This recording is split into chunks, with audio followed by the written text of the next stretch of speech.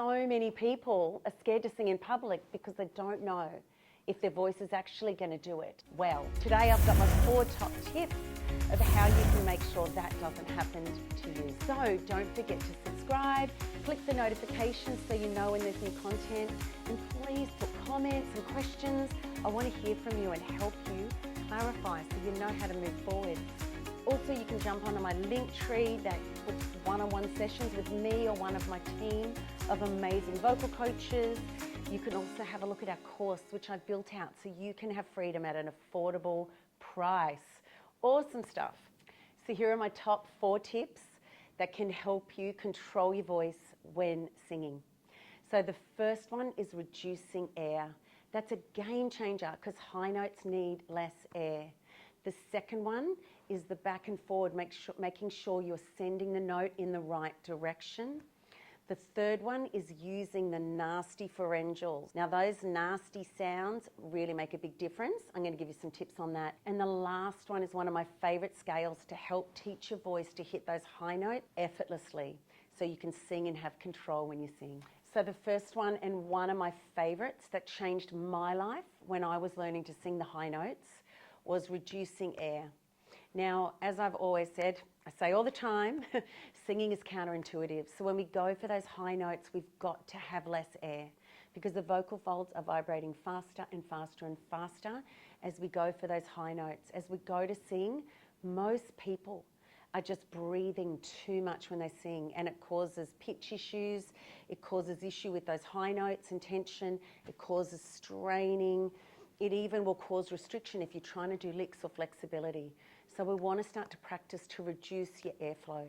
So you want to take a nice deep breath, let it all out, and then sing that part of the song that's hard with your less air. Now, once you've been able to do that and you're starting to get it right, then you can start to do it without letting that airflow out. But we don't want to take a big breath and then go for the high notes. It's going to cause strain, and that's when often those notes go ha and flip because of all that air pressure.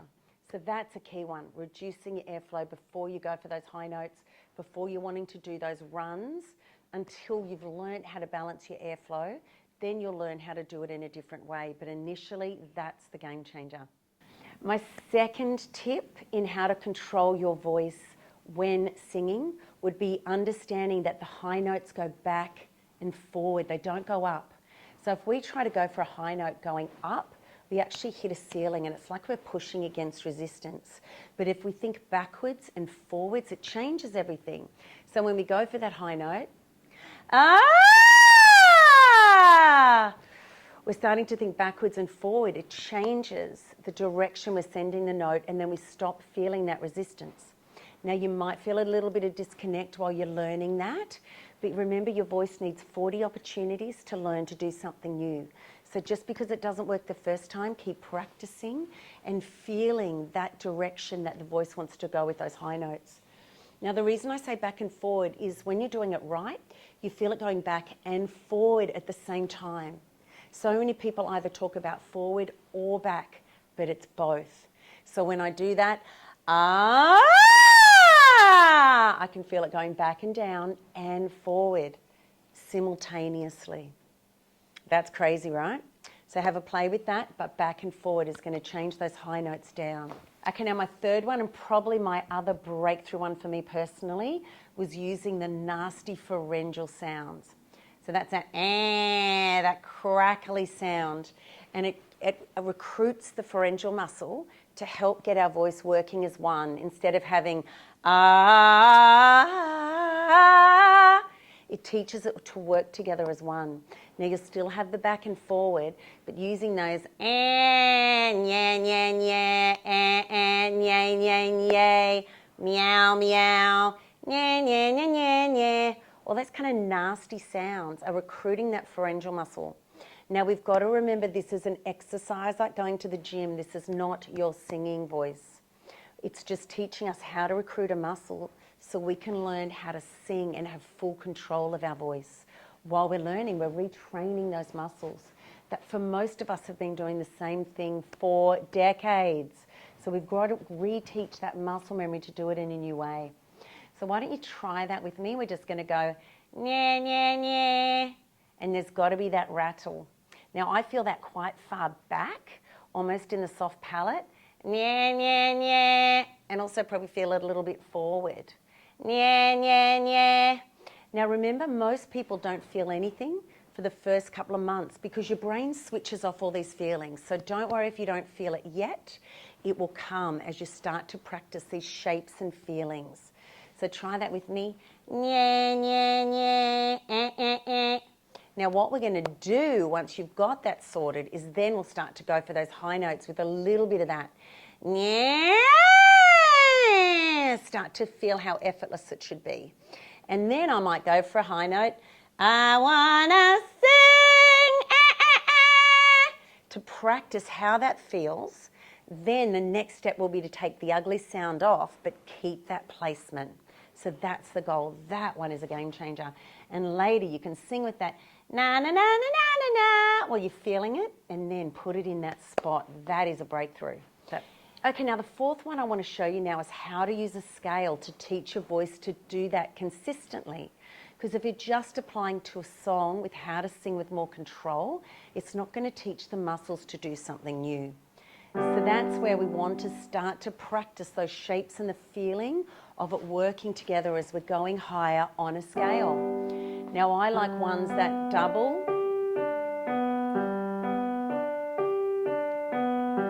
I like it where there's two, so the first one you can kind of feel it out.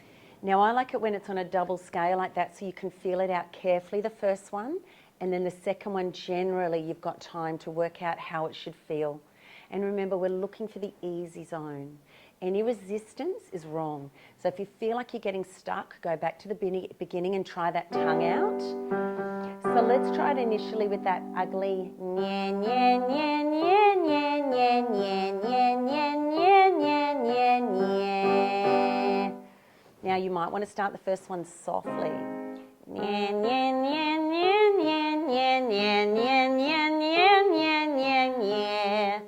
If you're finding them too hard, you might want to try this on an oo with your tongue out. Ooh.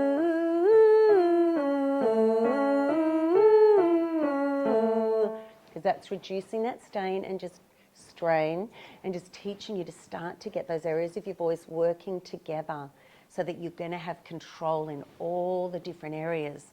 Now, even with the tongue out, you want to practice it till you get it right with the tongue out and then start to practice getting it right with the tongue in. Now let's continue with those ugly nyas. Nya, nya, nya, nya, nya, nya, nya, nya, nya, nya, nya, nya, nya. Now it's good to remember that you want to get it right down in the bottom area before you get to the top. If you're getting to the top and you're feeling a resistance, it means you haven't adjusted your pressure 5 steps earlier. So it's always the adjustment lower, not trying to squeeze out an extra note, because we're unlocking in sections. But this is going to start to give you consistency through your range. Hopefully you've loved this content, and we have so much more because we want to help you unlock your singing voice. So feel free to subscribe, like, comment, and we've got lots of content. There's a course you can jump into that we've made really affordable so you can learn the steps to unlock your singing and your voice, or you can book me one-on-one if you need that clarity and that direction to unlock faster.